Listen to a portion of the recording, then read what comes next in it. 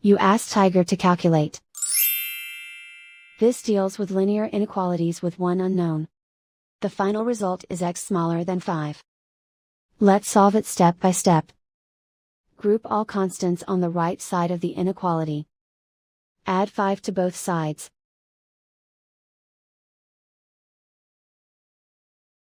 Simplify the arithmetic.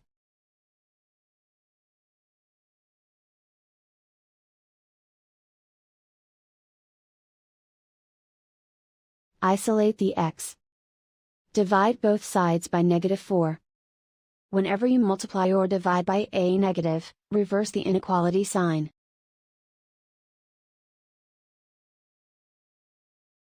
Cancel out the negatives.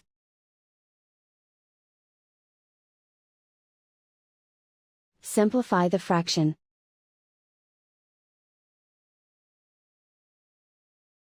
Cancel out the negatives.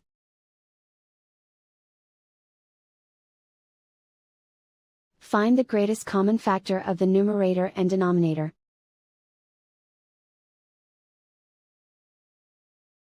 Factor out and cancel the greatest common factor.